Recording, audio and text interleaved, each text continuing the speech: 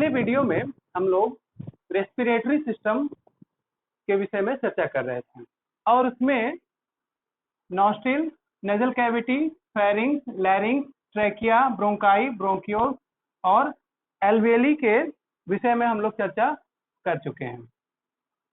इन सभी को, ये सभी श्वसन मार्ग हैं। इनसे होते हुए वायु जो होती है वो आती है हमारे लंग्स तक। ये जो दिख रहा है ये हमारा लंग्स है।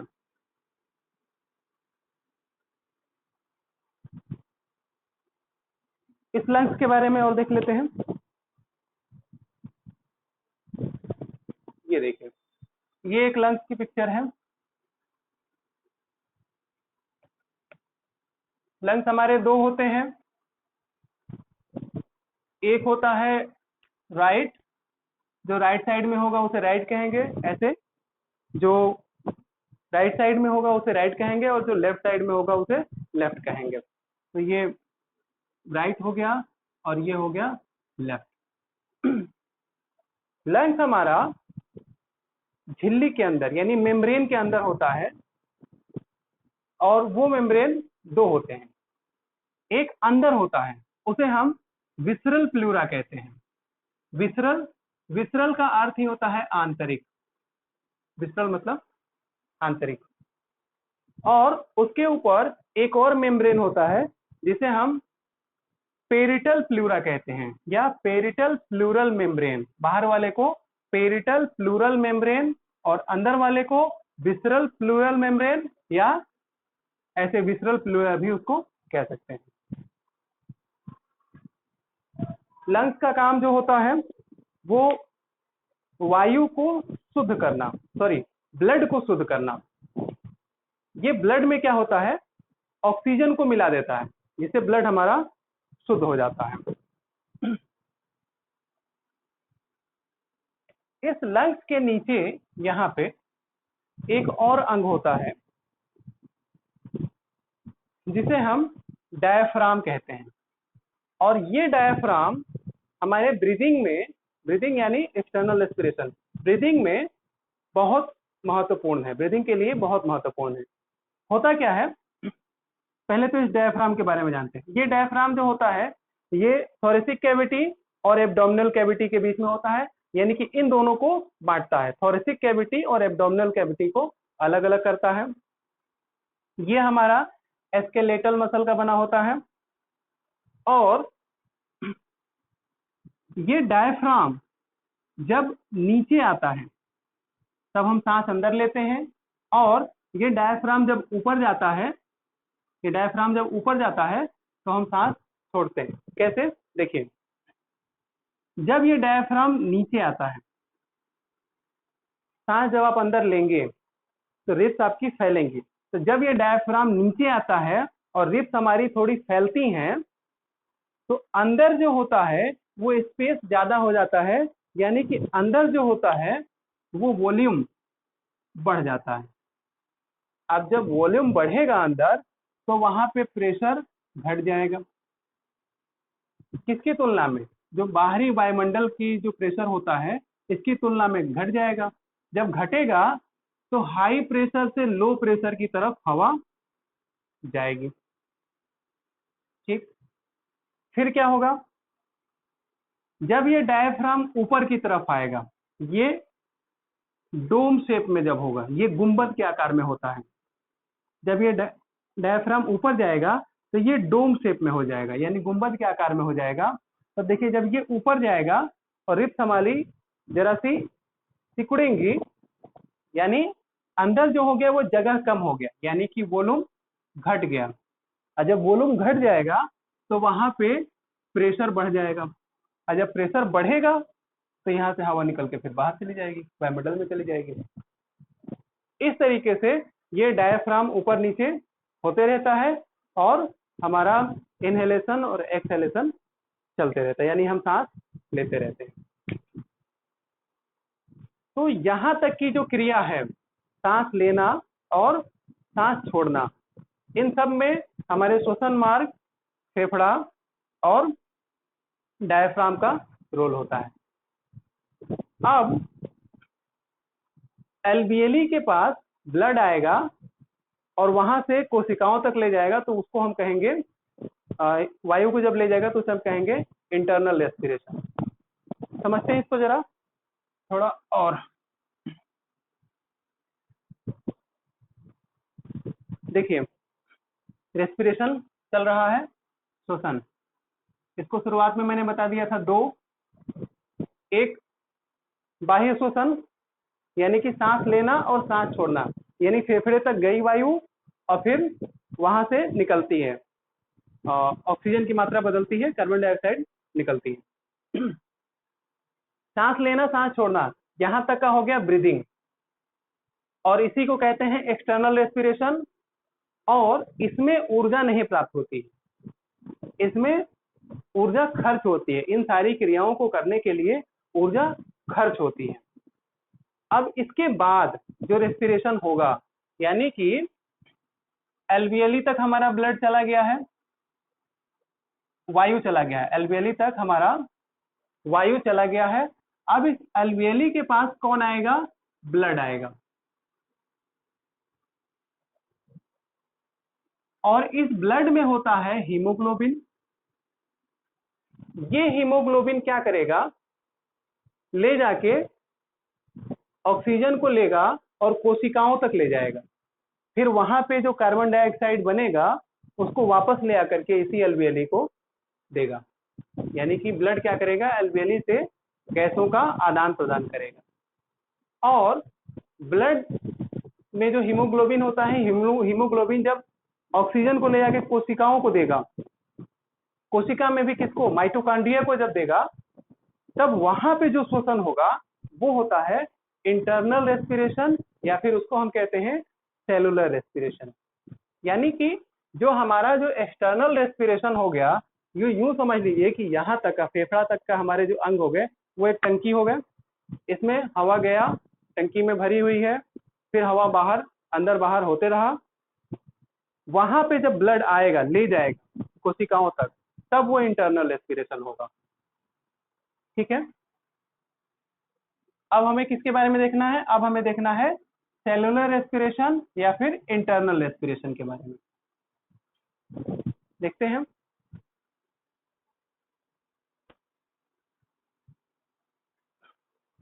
फेफड़ा हो गई हमारी एक वायु की टंकी, और वहां पे कौन आएगा? वहां पे भी एल्वियली के पास, एल्वियली के पास कौन आएगा? ब्लड। और उस ब्लड में क्या होगा? हीमोग्लोबिन। यहां लिखते हैं, एल्वियली के पास आएगा ब्लड, और इस ब्लड में जो होगा वो होगा हीमोग्लोबिन। यहां से ऑक्सीजन लेगा, लेकर के जाएगा कहाँ? कोशिकाओं तक। और कोशिका में भी अगर पूछेगा तो किसको? तो देगा वहां पे माइटोकॉन्ड्रिया तक। माइटोकॉन्ड्रिया और कोशिका के बारे में सब पिछले वीडियो में बता चुके हैं, एक बार लीजिए यहाँ पे रिवाइज करा देते हैं। ये एक कोशिका है, कोशिकाओं से हमारा शरीर बना हुआ है। इस कोशिका में एक लिक्विड भरा रहता है जिसे हम कहते हैं साइटोप्लाज्म। ये टर्म आएगा अभी इसमें, इसलिए इसको बता दे रहे हैं। इस कोशिका में जो लिक्विड भरा रहता है उसे हम कहते हैं साइटोप्लाज्म। और इस कोशिका में एक अंग होता है, उसे हम कहते हैं माइटोकॉन्ड्रिया। दो के बारे में चर्चा होना है, इसलिए दो को रिवाइज करा दे रहे हैं। कोशिका, कोशिका में जो लिक्विड भरा रहेगा उसे हम कहेंगे साइटोप्लाज्म, और इसमें एक अंग होता है जिसे हम कहेंगे माइटोकॉन्ड्रिया। और इस माइटोकॉन्ड्रिया में क्रेस्ट चक्र चलता है, और उस क्रेस्ट चक्र से हमें ऊर्जा प्राप्त होती है। तो देखते हैं कैसे।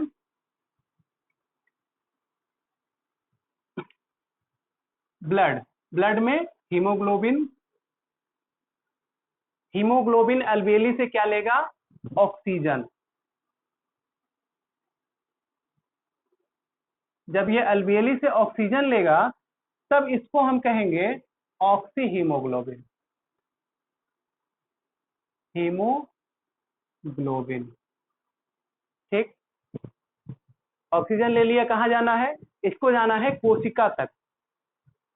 और उस कोशिका में भी पूछे कि कहाँ ले जाकर के ऑक्सीजन देगा, तो देगा किसको? माइटोकॉन्ड्रिया को। और वापस जब ये हीमोग्लोबिन जब वापस यहाँ एल्वियली तक आएगा तो अपने साथ ले आएगा कार्बन डाइऑक्साइड। तब इस हीमोग्लोबिन को हम लोग कहेंगे कार्बोक्सी हीमोग्लोबिन।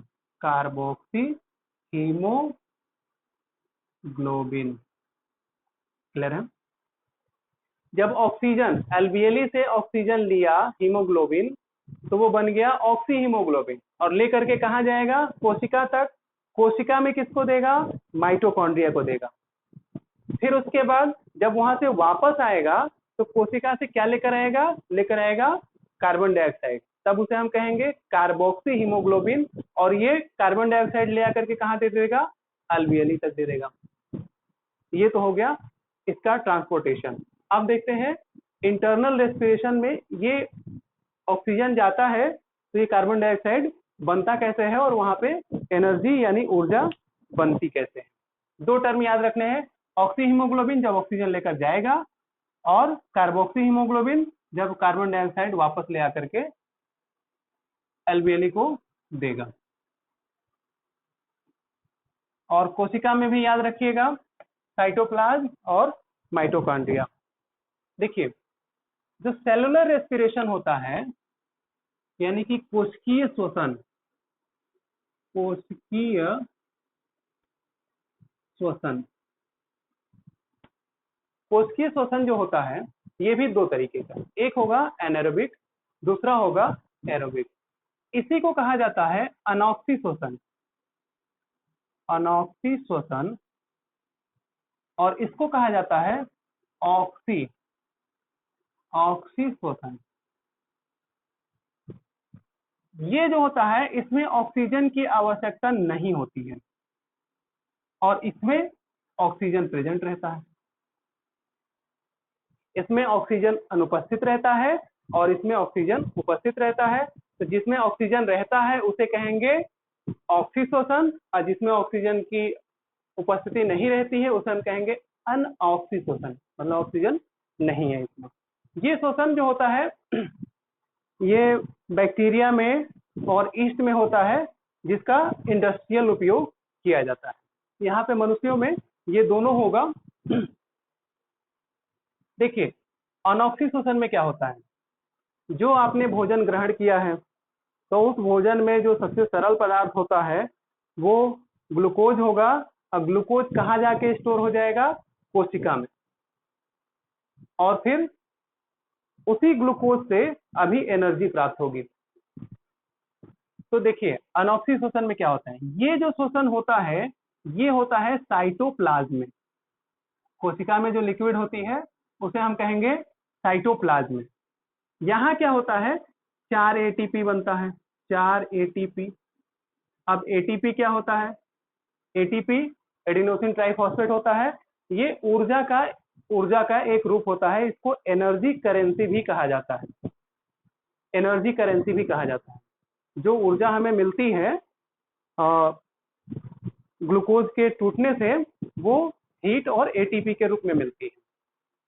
तो ये ऊर्जा का एक रूप मान के चलिए। इस 4 एटीपी को हम ऐसे लिख लेते हैं 2 एटीपी प्लस 2 एटीपी। ये कहाँ होगा? ये होता है अभी साइटोप्लाज्म में, कोशिका के अंदर होता है साइटोप्लाज्म, उस साइटोप्लाज्म में ये होता है। ये क्या करेगा? इसका 2 एटीपी जो होगा वो ग्लूकोज को तोड़ेगा और ग्लूकोज का टूटना कहलाता है ग्लाइकोलाइसिस। ग्लाइकोलाइसिस कहलाता है, ग्लूकोज का टूटना ग्लाइकोलाइसिस। इस ग्लाइकोलाइसिस से अर्थात ग्लूकोज के टूटने से बनेगा पायरूविक एसिड। पायरूविक एसिड एक ही तरह लिख दे, पायरूविक एसिड। और कितने पायरूविक एसिड बनेंगे? 2 पायरूविक एसिड। देखिए अनॉक्सी श्वसन कहाँ होगा? साइटोप्लाज्म में। इसमें 4 एटीपी बनता है।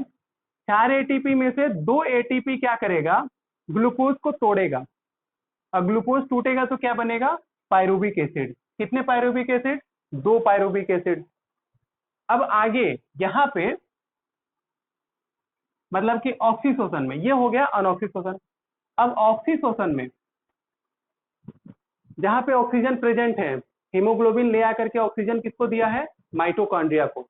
यानी कि ये ऑक्सीशोषण कहाँ होगा? ये होगा माइटोकॉन्ड्रिया में। माइटोकॉन्ड्रिया में फर्दर इसका अपघटन होगा और अपघटन होके हमें ऊर्जा प्राप्त होगी। देखिए कितने पायरुविक एसिड मिले हैं? 2 पायरुविक एसिड। एक पायरुविक एसिड में होता है 18 एटीपी, यानी अपघटन से हमें 18 एटीपी मिलता है। एक और पायरुविक एसिड है, इससे भी हमें कितने एटीपी मिलेंगे? 18 एटीपी। एटीपी बता ही दिया है, ऊर्जा का एक रूप है। तो 2 पायरुविक एसिड से हमें मिल जाएंगे 36 एटीपी। अब इस 36 एटीपी से ग्लूकोज अभी नहीं बन पाएगा, ग्लूकोज तो बनता है 38 एटीपी। तो 2 एटीपी कम है, तो यहाँ पे जो 2 एटीपी बच गया था, यानी कि जो 2 एटीपी का लाभ हुआ था, यहाँ पे 2 एटीपी जो गेन हुआ था, ये यहाँ पे मिल करके बना देगा 38 एटीपी। और इस 38 एटीपी से बनता है ग्लूकोज, और उस ग्लूकोज से हमें एनर्जी मिलती है। फिर से देख लेते हैं एक बार इसको, थोड़ा कॉम्प्लिकेटेड है। सेलुलर रेस्पिरेशन यानी कोशिकीय श्वसन 2 तरीके का, एक होगा अनऑक्सी, दूसरा होगा ऑक्सी। ऑक्सीजन जिसमें प्रेजेंट नहीं वो होगा अनऑक्सी, जिसमें ऑक्सीजन प्रेजेंट होता है उसे हम कहेंगे ऑक्सी। ये कहाँ होगा? साइटोप्लाज्म में होगा, और ये कहाँ होगा? माइटोकॉन्ड्रिया में होगा। इसमें क्या होगा? इसमें ग्लाइकोलाइसिस। ग्लाइकोलाइसिस यहाँ पे तो होता है 10 स्टेप में ये जाके तब पायरुविक एसिड बनेगा, लेकिन मैंने यहाँ पे ये डायरेक्ट दिखा दिया है। ग्लूकोज टूटेगा तो ग्लाइकोलाइसिस होगा, ग्लाइकोलाइसिस से क्या बनेगा? Pyruvic acid. एक पायरुविक एसिड में 18 एटीपी, तो दोनों पायरुविक एसिड में मिलकर के हो जाएंगे 36 एटीपी। 2 एटीपी का यहाँ पे लाभ हुआ है, तो ये यहाँ पे जाके जुड़ जाएगा, तो हो जाएंगे 38 एटीपी। अब इस 38 एटीपी से माइटोकॉन्ड्रिया में क्रेब्स चक्र चलेगा, और क्रेब्स चक्र चलेगा तो ग्लूकोज बनेगा जो हमारे शरीर के लिए, अब उससे हमें एनर्जी मिलेगी, और उस ग्लूकोज से मिलेगा हम लोग को कार्बन डाइऑक्साइड, जल और एनर्जी। यहाँ देखिए ये वाला ग्लूकोज ऑक्सीजन से जब अभिक्रिया करेगा तो क्या बनेगा? कार्बन डाइऑक्साइड, जल और एनर्जी। इस एनर्जी का हम जैविक क्रियाओं के लिए उपयोग करते हैं, और ये कार्बन डाइऑक्साइड क्या होगा? कार्बन डाइऑक्साइड फिर से वही हीमोग्लोबिन लेगा अपने पास, और ले करके कहाँ चला जाएगा? अल्वियली को देगा, और वहां से श्वसन मार्ग से होते हुए बाहर निकल जाएगा। तो इस तरीके से ये होता है इंटरनल रेस्पिरेशन। क्लियर है? एक दो बार देखने पर यह स्पष्ट हो जाएगा। एक्सटर्नल रेस्पिरेशन में क्या होता है? ये सिर्फ हमारे लंग्स तक होता है। लंग्स को हम एक सिर्फ हवा की टंकी मान लेते हैं, हम सांस लेते हैं, वहां पे हवा रहती है, वहां पे ब्लड आएगा, ब्लड में हीमोग्लोबिन लेकर के जाएगा कोशिकाओं तक, तो कोशिकाओं में इस प्रकार से श्वसन होता है जिसे सेलुलर रेस्पिरेशन कहते हैं, और हमें एनर्जी प्राप्त होती है। और प्रोडक्ट वहां पे क्या बनेगा? जब ग्लूकोज का ऑक्सीजन से जब अभिक्रिया क्या बनेगा? कार्बन डाइऑक्साइड, जिसको वापस हीमोग्लोबिन ले आकर के अल्वेली को देगा, और वो बाहर निकल जाता है। इस तरीके से हमारी रेस्पिरेशन हमारा कंप्लीट होता है, और इस रेस्पिरेशन से जो एनर्जी मिलती है वो एनर्जी जैविक क्रियाओं में खर्च होती है।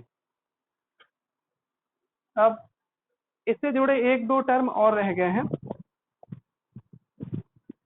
जैसे स्पायरोमेट्री पूछा जाता है कि ये क्या है।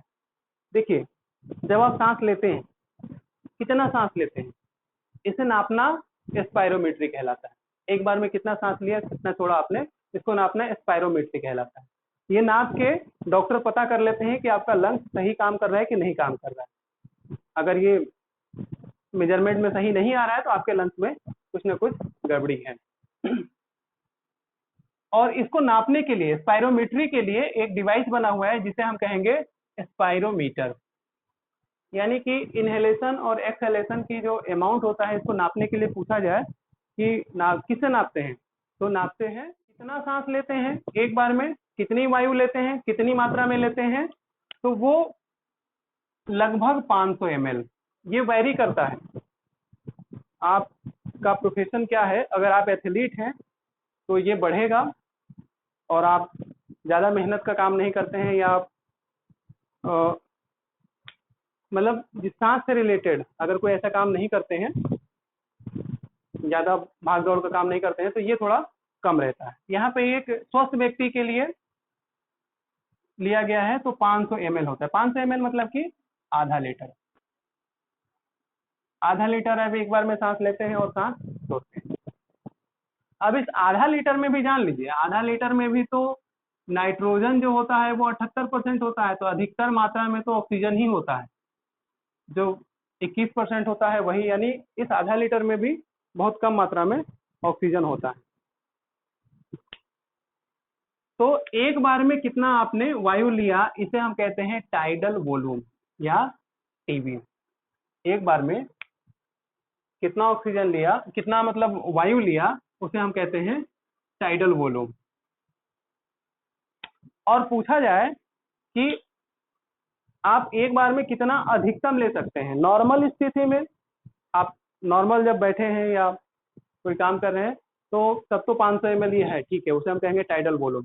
कहा जाए कि एक बार में आप पूरा सांस भरिए, जितना मैक्सिमम भर सकते हैं, तो कितना ले सकते हैं, तो ये जो होता है ये टाइडल वॉल्यूम का 12 गुना होता है। यानी 12 गुणा 1/2 लीटर अगर हम कर दें यहाँ पे, तो ये हो जाएगा, ऊपर लिखते हैं, नीचे दिख रहा होगा, नहीं दिख रहा होगा, ये 12 गुणे 1/2 लीटर, यानी कि हो जाएगा 6 लीटर लगभग हो जाएगा। 6000 ml या 6 लीटर के लगभग हो जाता है। इतनी एक बार में आप मैक्सिमम सांस भर सकते हैं। ये बढ़ भी सकता है, अगर आपका लंग्स खराब है तो कम भी होता है, और आप एक्सरसाइज योगा वगैरह करते हैं या गोताखोरी का आपका पेशा है तो ये फिर बढ़ भी सकता है। एक बार में आप उससे ज़्यादा भी सांस ले सकते हैं। लेकिन एक स्वस्थ व्यक्ति के लिए, एडल्ट व्यक्ति के लिए ये नापा गया है तो ये लगभग 6000 ml होता है। और जो टीडी होता है इसका 8% होता है।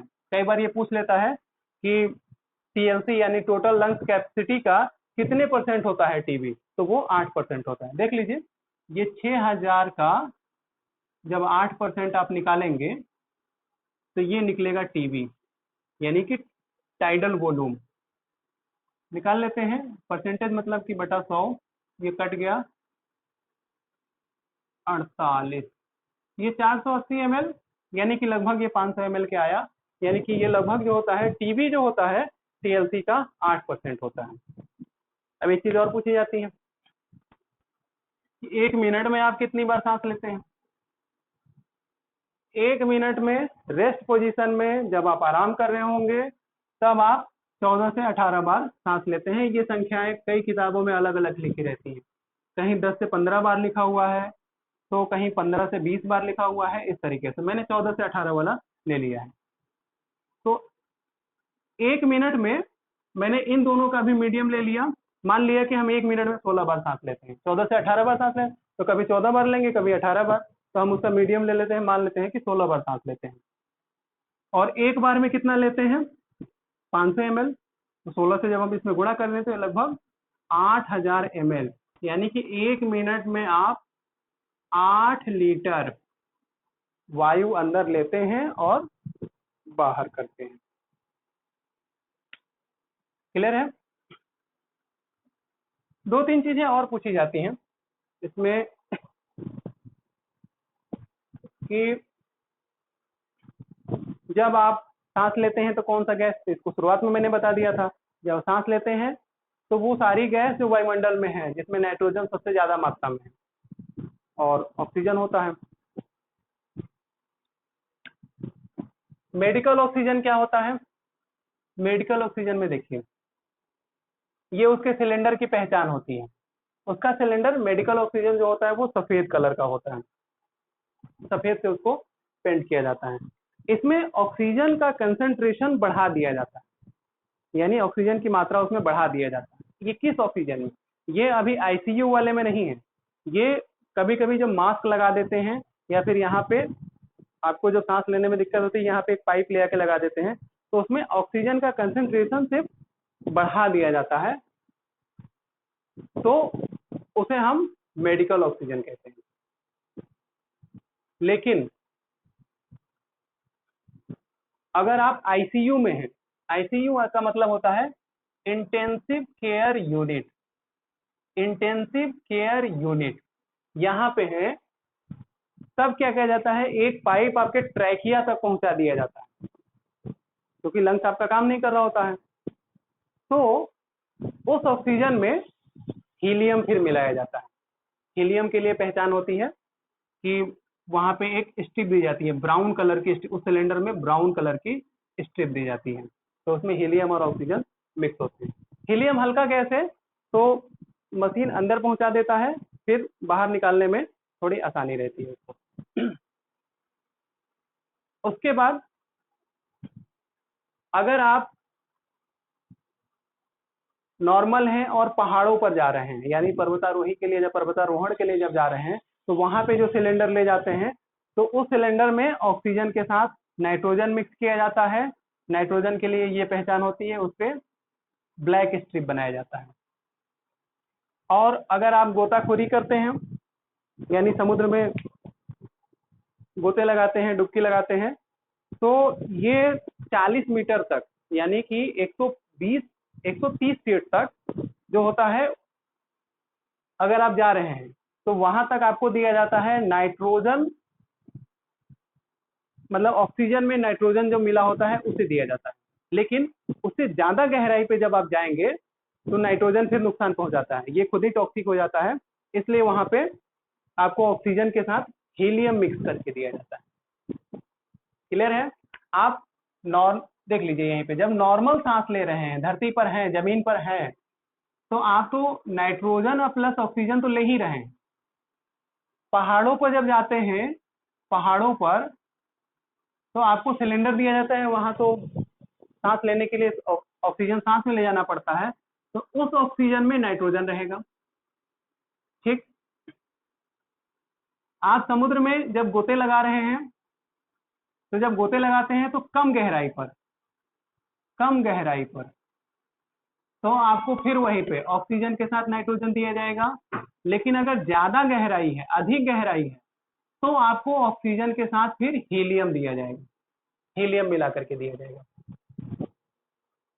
और जब आप बीमार हैं, सांस लेने में दिक्कत होती है, तो उस हालत में ऑक्सीजन की कंसंट्रेशन बढ़ा दी जाएगी। अगर आप वेंटिलेटर पे हैं, यानी कि आईसीयू में है, तब जो है उस ऑक्सीजन में हीलियम मिला दिया जाएगा। ये सारे छोटे छोटे प्रश्न हैं जो रेस्पिरेटरी सिस्टम से जुड़े हुए हैं और पूछे जाते हैं। अब यहाँ पे रेस्पिरेटरी सिस्टम हमारा कंप्लीट हो जाता है। अगले वीडियो में हम लोग सर्कुलेटरी सिस्टम के बारे में देखेंगे। इस वीडियो में यहीं तक।